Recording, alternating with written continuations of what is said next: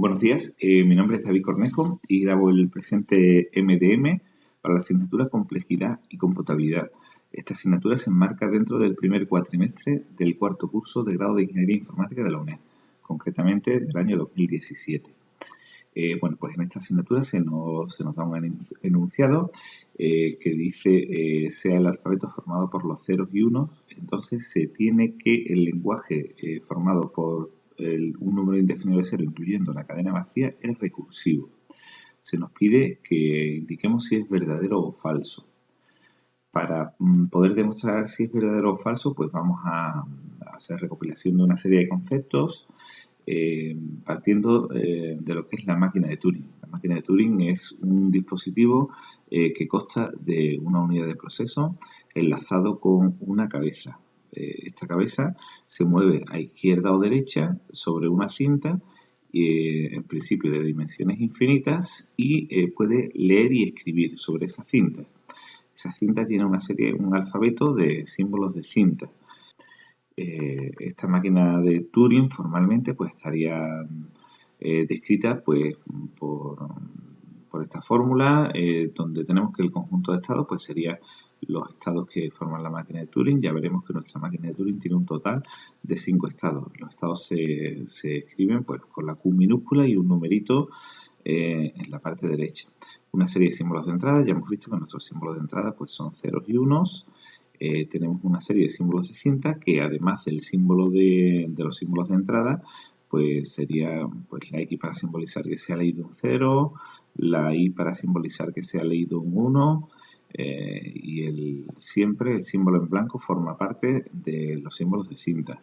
Función de transición que definiremos en la siguiente transparencia. Y el símbolo en blanco, que ya hemos visto que lo vamos a representar con un cuadradito, porque así lo hace JFlap, que es el software que he utilizado para la simulación. Y una serie de estados finales de aceptación. En nuestro caso, bueno, pues van a ser el Q0 y el Q4. Los estados de aceptación. Las funciones de transición. Una función de transición describe cómo se comporta la máquina estando en un estado en concreto y con un símbolo de entrada en la cinta. Esta función de transición pues se va a definir definiendo un símbolo de cinta que se va a escribir en lugar del símbolo de entrada, un estado al que va a pasar una vez que se haya procesado y un movimiento, ¿vale? Ese movimiento pues será un movimiento hacia izquierda o hacia derecha.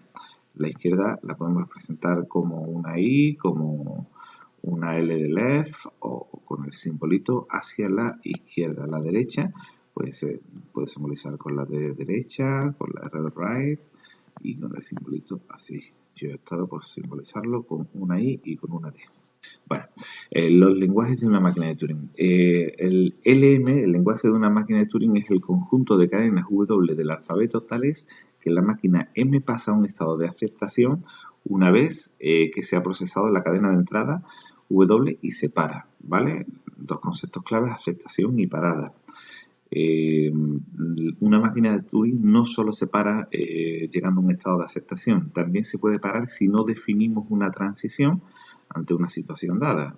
Si no definimos, si estamos en el estado Q0, leemos un 1 y no definimos qué hace esa máquina de Turing en esa situación, pues también se para. Ese concepto es básico para la siguiente descripción, que es el concepto de lenguajes recursivos. Decimos que un lenguaje L es recursivo si L es el lenguaje de una máquina de Turing y 1. Si W pertenece a L, M acepta y se para, y 2. Si W no pertenece a L, M termina parando sin llegar a un estado de aceptación. ¿Vale? Entonces, vemos que una máquina de Turing cuyo lenguaje es recursivo siempre se para, independientemente de que acepte o no la cadena de entrada. Bueno, pues con estos conceptos yo he diseñado esta máquina de Turing con un total de 5 estados. He tomado la determinación o la opción de diseño de que no pare hasta que no haya procesado toda la entrada. Se podría haber diseñado una máquina de Turing más sencilla, pero considero que tenemos que analizar toda la cadena completa para tomar una decisión. Bueno, siempre partimos del estado Q0, vemos que es un estado de aceptación porque el lenguaje incluía el cierre de Klein, entonces la cadena vacía estaría aceptada y tenemos un estado de aceptación. vamos a hacer algunas pruebas. Por ejemplo, una cadena que sabemos que va a aceptar, que sería una cadena con 2 ceros. La posición de la cabeza siempre comienza en el símbolo más a la izquierda de la cinta. El estado inicial es el Q0, por lo cual esta fila nos va a definir la transición. Y como el símbolo de la entrada es un 0, pues esta sería la columna y la transición que nos arroja pues sería esta de aquí. Nos dice que pasemos al estado Q1, que escribamos una X en lugar del 0 que hemos leído y que desplacemos la cabeza hacia la derecha. Bueno, pues esta sería la nueva posición de la cabeza. Estamos en el estado Q1, por lo cual esta sería la fila que define el siguiente movimiento. Volvemos a tener un 0, por lo cual reaccionamos de la misma forma. X, sustituimos el 0 por una X y nos movemos hacia la derecha. Bien, tenemos un símbolo en blanco, estamos en el estado Q1, símbolo en blanco, bueno, pues nos dice que pasemos al estado Q3, que nos movamos hacia la izquierda y que dejemos el símbolo en blanco. Bueno, pasamos al estado Q3, nos vemos a la izquierda, la cabeza se pone en esta posición, tenemos una X en la entrada, pues por lo cual esta sería la casilla que ahora pertenece. Nos dice que dejemos la X, que nos movamos hacia la izquierda, sigamos en el estado Q3. El siguiente movimiento exactamente el mismo, X en la entrada, estado Q3, nos movemos a la izquierda y de ahí tenemos un espacio en blanco. Eso nos hace llegar a esta casilla que nos dice que el nuevo estado sería el estado Q4 y dejamos el símbolo en blanco, nos movemos a la izquierda y pasamos al estado Q4. Como vemos, la fila Q4 no tiene definida ninguna transición. Eso quiere decir que la máquina se para y como el estado Q4 es un estado de aceptación, pues nuestra máquina acepta la cadena. Vamos a poner un ejemplo de una cadena que no aceptaría. Pues por ejemplo, aquella formada por un 0 y un 1.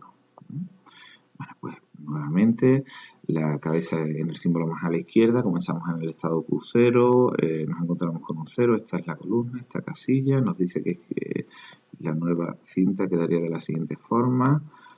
Y pasamos a la izquierda, símbolo en blanco, pasamos al estado Q1 y tenemos un 1 en la entrada, por lo cual este sería la casilla, escribimos una I, pasamos al estado Q2, vamos a escribir primero, vamos a modificar la cinta, vale, ahora pasamos al estado Q2 y nos movemos, una vez que estamos en nos movemos hacia la derecha, vale, pues esta es la posición de la cabeza.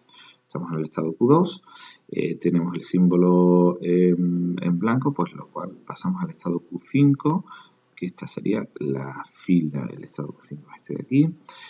Tenemos el símbolo en blanco, por lo cual, bueno, se me olvidó, perdón, movimiento a la izquierda, entonces estamos en el estado Q5, movimiento a la izquierda, una I en la entrada, seguimos en el estado Q5, dejamos la I, nos movemos a la izquierda.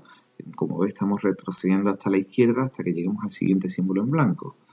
Nos movemos a la izquierda, por lo cual acabamos aquí. Ya tenemos el símbolo en blanco y esta es la casilla que nos dice que no hay transición definida, por lo cual la máquina se para, llegando a un estado de no aceptación. Bueno, pues si nos dice que si L es recursivo, hemos visto que la máquina de Turing se para independientemente de si acepta o no, por lo cual este enunciado es verdadero. Vale. Bueno, pues vamos a resumir un poco los conceptos que hemos visto. Por un lado nos presentamos el enunciado.